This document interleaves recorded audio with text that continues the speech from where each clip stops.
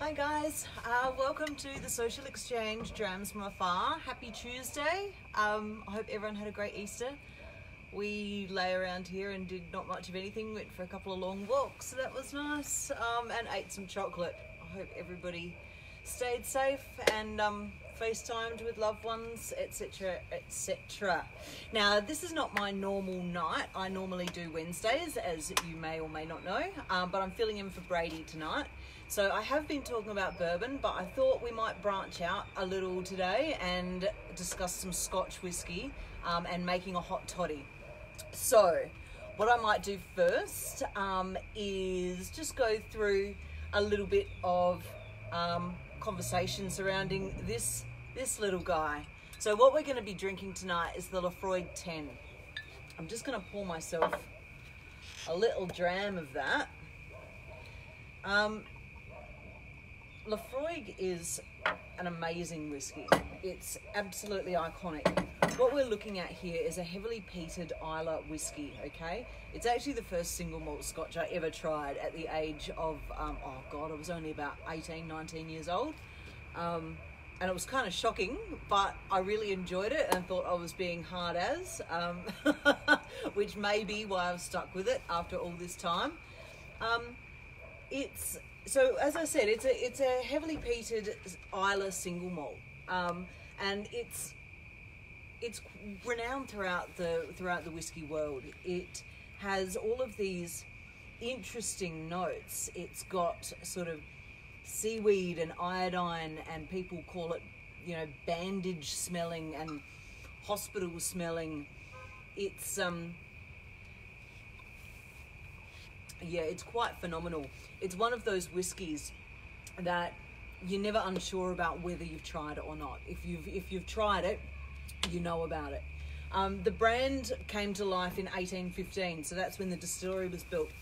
So just over 200 years ago. If you buy yourself a bottle of it, then is it there? Yes, it is. You get this little booklet in every bottle, which gives you a unique number. And you can just jump online and join Friends of Laphroaig. If you do that, then when you visit Laphroaig, then they will take you out to your own little patch of land that you've purchased by becoming a friend of Laphroaig, and it gives you the opportunity to buy really rare whiskey as well. So if you're interested, buy yourself a bottle and then jump online. While we're talking about Laphroaig, I wanted to tell you about one of the distillery's really interesting, I suppose, one of the personalities, and that's Bessie Williamson. So Bessie Williamson, and I love this story. Bessie Williamson was the first woman in the 20th century to own and operate a distillery. So the story went that she graduated from Glasgow Uni in 1934, and she went to Laphroaig, she went to Islay, and saw that there was a job for a typist at Laphroaig. So she applied for it, and she got it.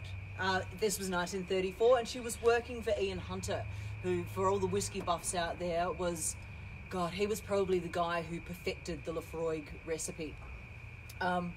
So 1934, Bessie starts working for him, but in 1938, then Ian Hunter had a heart attack, and so Bessie took over parts of the distillery manager and office manager role, and then of course the war started the following year, and Bessie, at this point, being the office manager and sort of starting to become the distillery manager, was coordinating with the military. The military came to Bessie and said, can we store 400 tons of ammunition at Laphroaig?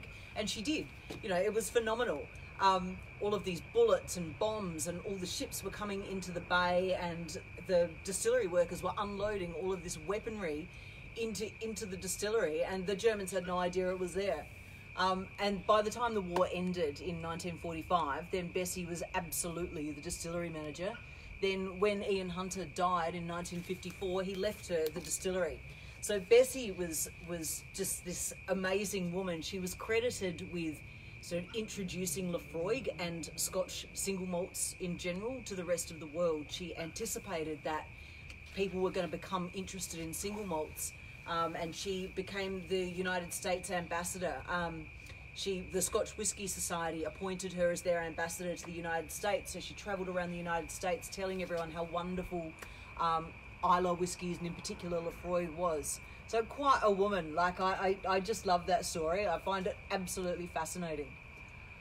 Cool. So in terms of process and production of this particular Laphroaig, this is the backbone that all the other expressions are really stemming from. So this is matured at least 10 years, and it's matured in almost 100% ex-Maker's Mark barrels. So for those of you who know me, you'll know that that is, it's a pretty big tick in my eyes. So what we get coming through is not only all of that smokiness, but we're getting like that nice vanilla sweetness coming through as well. It's a truly fabulous whiskey. If you haven't tried it before, go and get yourself some. Yeah, great. Okay, so now I'm going to make you a drink. I am going to make you a hot toddy. Somebody mentioned in the comments the other day that they wanted the recipe for a hot toddy. Ask and you shall receive. So, in terms of glassware, I actually stole this one from my mum. It's an old Irish coffee glass. Anything like that is fine, but by all means, you can absolutely make this in just a mug. And it's probably one of the easiest cocktails in the world to make. I'm trying to continue with this theme of sort of helping you guys make cocktails at home with not much. So this is a super easy one. You really don't need much. So I'm just going to put a shot of Laphroaig in there. Some people put bitters into this drink. What I'm going to give you is kind of a very base recipe, and then you can build on it however you want. So I put a shot of Laphroaig. I'm going to put some lemon juice in there as well. So I'll just juice this guy. Here we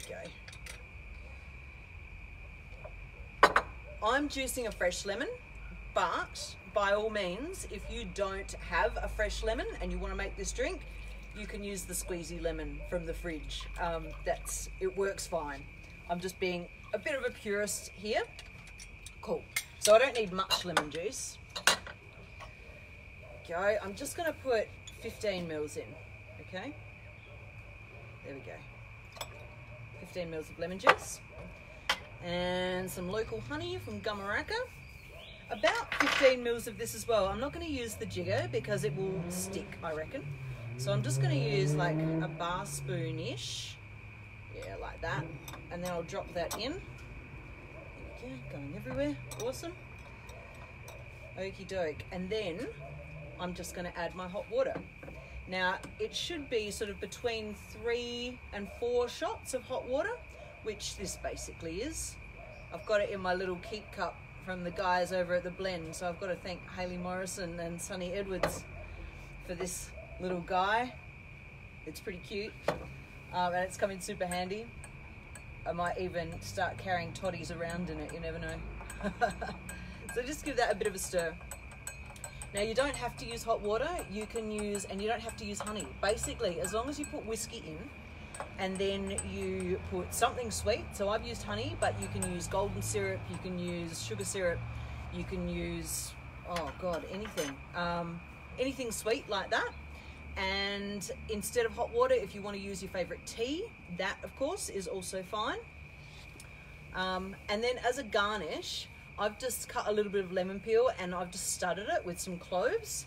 So I'll just drop that in, let it rest there on the side, and that will become delicious. You can also garnish it with a cinnamon stick, you can garnish it with some nutmeg.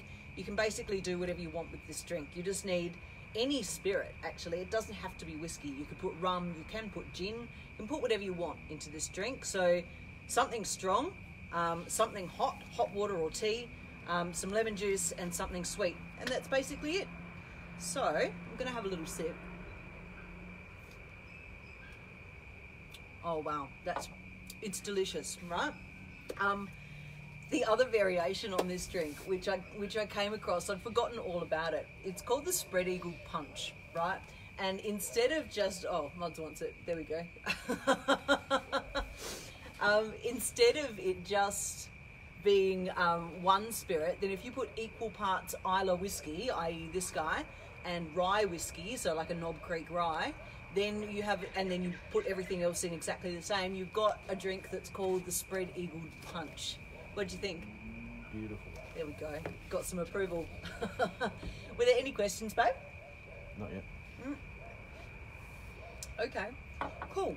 Well, that pretty much sums me up. I'm going to be on again tomorrow night. So that's Wednesday, same time. And tomorrow night I'm going to jump into a bit of a discussion on the Sazerac, I reckon. So come and join me for that. Stay safe. Thanks for playing. And I hope everyone's doing well at home and keeping themselves entertained and, yeah, enjoying themselves with family. Cool. Thanks, guys. Night-night.